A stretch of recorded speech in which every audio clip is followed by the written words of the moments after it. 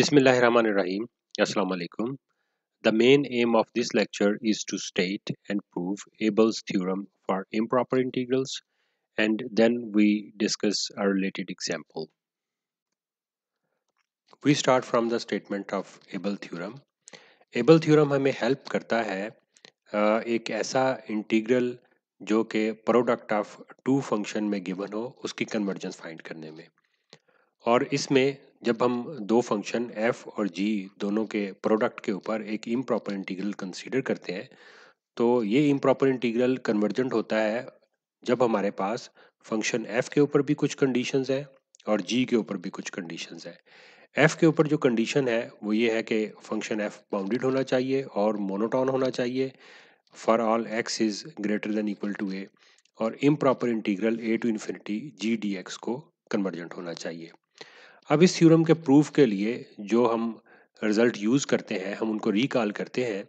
इसमें पहला रिजल्ट है सेकंड मीन वैल्यू थ्योरम या बोनेट्स थ्योरम के हवाले से कि अगर हमारे पास दो फंक्शन गिवन हो जो रिमान इंटीग्रेबल हो उन क्लोज्ड इंटरवल ए बी और फंक्शन एफ मोनोटोनिक हो उन क्लोज्ड इंटरवल ए बी, तो फिर एक पॉइंट सी एग्जिस्ट करता है from this closed interval a b such that this definite integral a to b f x g x d x ये equal होता है f of a into integral from a to c g x d x और plus f of b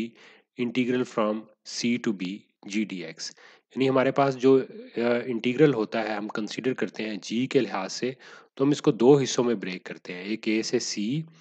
और फिर c से b। और पहला जो इंटीग्रल है उसके साथ एफ ऑफ ए मल्टीप्लाई हो रहा होता है और दूसरा जो है वो उसके साथ एफ ऑफ बी मल्टीप्लाई हो रहा होता है, और ये इंटीग्रल जो है हमारे पास ये जी का इंटीग्रल होता है और ये जी का एक प्रॉपर इंटीग्रल है या डेफिनेट इंटीग्रल है। दूसरी हमारे पास है डेफिनेशन ऑफ बाउंडेड फंक्शन कि फंक्शन एफ बाउंडेड कहलाता है फॉर एक्स ग्रेटर देन ए अगर एक पॉजिटिव नंबर के एग्जिस्ट करता हो such that mod of f of x is less than equal to k for all x is greater than equal to a। और third है Cauchy criterion for improper integral कि ये integral हमारे पास यहाँ पर infinity होना चाहिए था, a to infinity f x d x converge होता है if and only if for all epsilon greater than 0 and for a positive b we have this definite integral b to c fx dx mod is less than epsilon for all c b greater than b। और third है definition of the limit of the function at infinity कि इस limit से मुराद है कि हमारे पास एक एप्सिलॉन एग्जिस्ट करता है, sorry for all epsilon greater than zero हमारे पास एक नंबर n एग्जिस्ट करता है such that f of x minus m mod is less than epsilon for all x is greater than equal to n। ये चारों result जो हैं इनको हम यूज़ करेंगे एबल थ्योरम का प्रूफ करने के लिए। अब आइए चलते हैं एबल थ्योरम के प्रूफ की तरफ। हम दोबारा से रिकॉल करते हैं कि एबल थ्योरम में हमें गिवन था कि फंक्शन एफ ऑफ एक्स ये बाउंडेड होना चाहिए और इसके ऊपर दूसरी कंडीशन थी कि ये मोनोटोन होना चाहिए।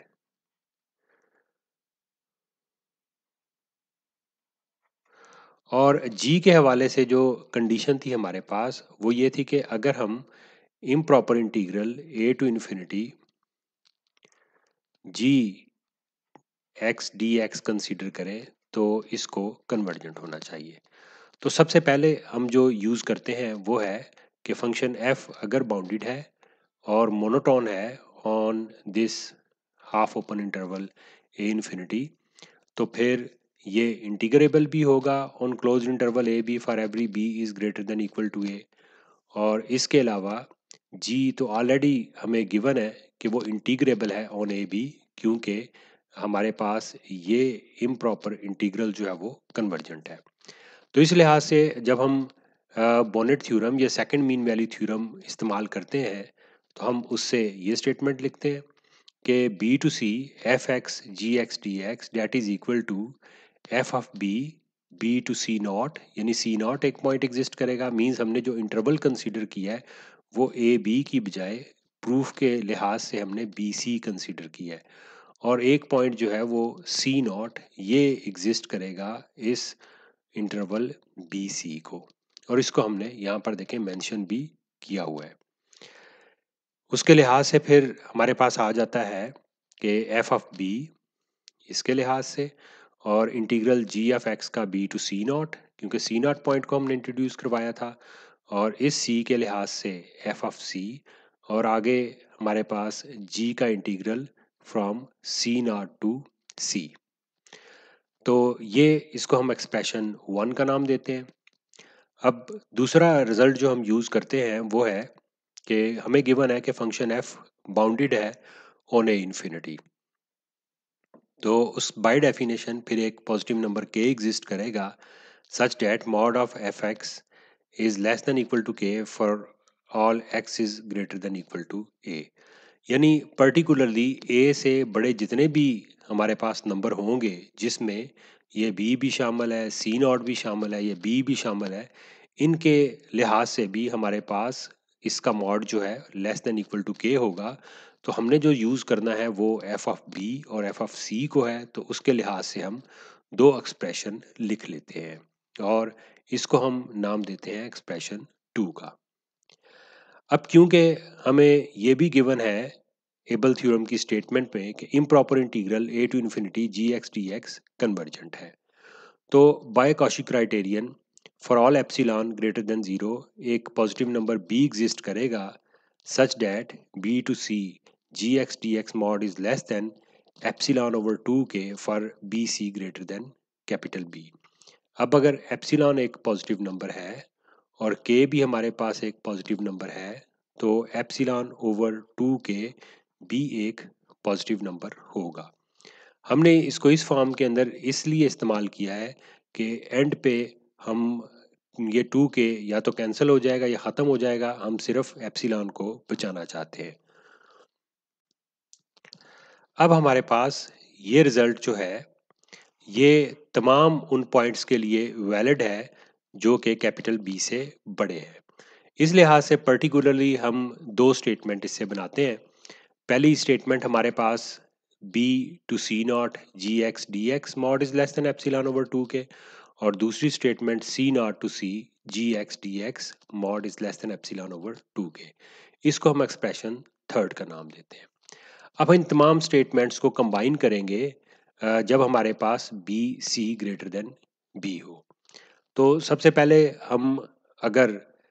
सेकंड मीन वैल्यू थ्योरम या बॉनेट थ्योरम जो कि एक्सप्रेशन 1 में हमारे पास था उसमें अगर हम मॉड कंसीडर करें तो सिंपली राइट साइड पर भी हमारे पास मॉड आ जाता है। अब बाय ट्रायंगुलर इनइक्वालिटी इस मॉड को हम डिस्ट्रीब्यूट कर सकते हैं। एक तो हमारे पास f of b into b to c naught g x d x, ये मॉड आ जाएगा, और प्लस दूसरा मॉड हमारे पास जो है वो एफ ऑफ सी, और साथ इसके हमारे पास है c naught to c g of x d x. और प्रोडक्ट के लिहाज से मॉड क्योंकि डिस्ट्रीब्यूट होता है तो एफ ऑफ बी के ऊपर हम सेपरेट मॉड कंसीडर करेंगे, एफ ऑफ सी के ऊपर सेपरेट, और इन इंटीग्रल्स के ऊपर सेपरेट कंसीडर करेंगे। तो इससे हमारे पास ये रिजल्ट आ जाता है। अब एफ ऑफ बी मॉड जैसा कि हमने एक्सप्रेशन 2 में लिखा था that is less than equal to k, और f of c mod is less than equal to k, और ये एक्सप्रेशन 3 में हमने मेंशन किया था, यहाँ पर ये मेंशन है that is less than epsilon over 2 k, और इसके लिहाज से हमारे पास ये एक्सप्रेशन जो है that is less than epsilon over 2 k. So ultimately ये हमारे पास आ जाता है, ये के से कैंसिल हो जाएगा, ये के इस के से कैंसिल हो जाएगा, और एप्सिलॉन ओवर 2 के plus epsilon over 2 k is equal to epsilon. Means हमने ये प्रूव किया कि mod of b to c f x g x d x is less than epsilon for b c is greater than capital b. Means दोबारा अगर हम Cauchy criterion को इस्तेमाल करें तो उससे प्रूव हो जाता है कि a to infinity f x g x d x convergent है, और यूं एबल थ्योरम का प्रूफ कंप्लीट हो जाता है। Now we consider an integral ये 1 to infinity e to the power minus x over x square dx, और इसको हम सॉल्व करेंगे एबल थ्योरम की मदद से। इसमें हम कंसीडर कर लेते हैं कि f of x e to the power negative x के इक्वल है और g of x 1 over x square के इक्वल है और x greater than equal to 1 है, जो कि हमें गिवन है। अब पहली इंपॉर्टेंट चीज़ ये है यहाँ पर कि कोई ऐसा क्राइटेरिया एग्जिस्ट नहीं करता कि जो हमें ये बता सके कि किस फंक्शन को आपने एफ के इक्वल कंसीडर करना है और किस फंक्शन को आपने जी के इक्वल कंसीडर करना है। ये सब आपके एक्सपीरियंस पे डिपेंड करता है। अब क्योंकि एफ ऑफ एक्स हमें गिवन है e to the power negative x के और x greater than equal to 1 है और एक्सपोनेंशियल फंक्शन इंक्रीजिंग फंक्शन होता है, तो इंक्रीजिंग फंक्शन की जैसा कि डेफिनेशन होती है कि अगर x greater than equal to y हो और फंक्शन इंक्रीजिंग हो तो फिर f of x greater than equal to f of y होगा। इसी लिहाज से जब x greater than equal to 1 है तो e to the power x greater than equal to e to the power 1 होगा, जिसे हम e के इक्वल ही लिखते हैं। तो अब हमारा जो अगर e to the power x greater than equal to e है तो फिर 1 over e to the power x असल में 1 ओवर e के इक्वल होगा। इधर 1 ओवर e आना चाहिए था। तो यूं mod of f of x जो है that will be less than और equal to 1 over e when x is greater than equal to 1, और 1 ओवर e एक पॉजिटिव नंबर है, तो यूं प्रूव हो जाता है कि f ऑफ x हमारे पास बाउंडेड फंक्शन है। अब क्योंकि एक्सपोनेंशियल फंक्शन हमारे पास डिफरेंशिएबल भी होता है, तो जब हम इसका डेरिवेटिव लेते हैं तो ये इक्वल आता है minus e to the power minus x के। अब क्योंकि e to the power minus x हमेशा एक पॉजिटिव नंबर है, तो इसलिए जब इसके साथ माइनस होगा तो फिर ये एक नेगेटिव नंबर होगा। तो अगर किसी फंक्शन का डेरिवेटिव नेगेटिव हो तो फिर वो फंक्शन डिक्रीजिंग होता है, तो जिससे हम ये कंक्लूड करते हैं कि फंक्शन f जैसा कि हमने इस रिजल्ट से देखा बाउंडेड है, और दूसरे रिजल्ट से हमारे पास आ जाता है कि वो मोनोटोनिकली डिक्रीजिंग है। यानी एबल थ्योरम में फंक्शन f के लिहाज से दोनों कंडीशंस सेटिस्फाई हो जाती हैं कि वो बाउंडेड भी है और मोनोटोनिक भी है। अब अगर हम इंटीग्रल कंसीडर करते हैं 1 to infinity g x d x, तो ये इक्वल है 1 टू इन्फिनिटी 1 ओवर एक्स के डी एक्स, और हम जानते हैं कि ये इंटीग्रल कन्वर्जेंट होता है क्योंकि इन जनरल हम जो इंटीग्रल एक कंसीडर करते हैं 1 to infinity d x over x to the power p, ये हमारे पास